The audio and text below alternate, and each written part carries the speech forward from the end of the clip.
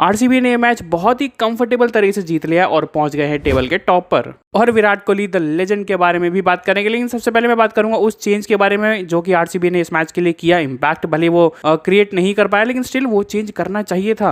रोमारी shepherd की जगह वेंकटेश अय्यर को टीम के अंदर लेके आना और जैकब डफी को एडजस्ट करना। 11 मैचों तक यानी कि सीजन के लगभग एंड तक शेफर्ड को आरसीबी ने बैक किया, बट ना विद द बैट ना ही विद द बॉल कोई भी परफॉर्मेंस हमें उनकी तरफ से देखने को नहीं मिली। ये चेंज तो करना इसलिए जरूरी था। अब आरसीबी ने जैकब डफी को वहां पर बॉल डलवाया जहां पर अक्सर जॉर्ज हेजलवुड बॉल डालते हैं, यानी कि न्यू बॉल से। अब शायद यहाँ पर एक सोच ये भी रही होगी कि जॉर्ज हेजलवुड को पिछले कुछ मैचों में न्यू बॉल से मार पड़ रही है, इसलिए शायद जैकब डफी को नया बॉल दिया गया, but at the end George Hazlewood he effective साबित हुए। But overall RCB did a good job with the ball. तो केकेआर शायद लग रहा था कि 200 के ऊपर पहुंच जाएगी, बट उनको 200 के 10 रन नीचे रोक दिया।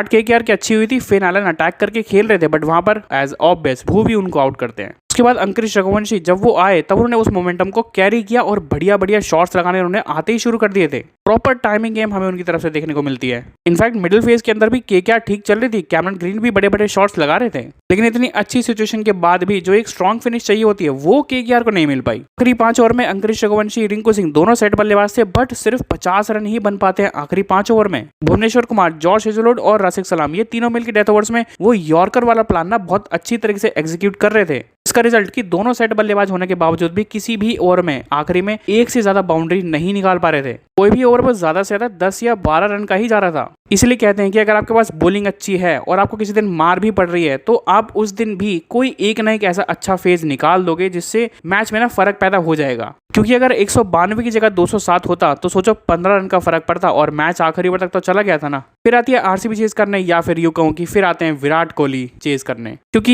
ये chase it's all about the legend Virat Kohli. Chase थोड़ी बड़ी जरूर थी, लेकिन विराट कोहली का बैट इसमें चलना जरूरी इसलिए था क्योंकि हमने देख लिया है कि विराट कोहली जब जल्दी आउट हो जाते हैं तो आरसीबी फंस जाती है, वो भले 170 भी क्यों ना हो। और विराट कोहली खुद पिछले 2 मैचों में खाता नहीं खोल पाए थे, 0 पर आउट हो गए थे, इसलिए उन्होंने जब पहला रन लिया ना तो उन्होंने उसको सेलिब्रेट भी किया।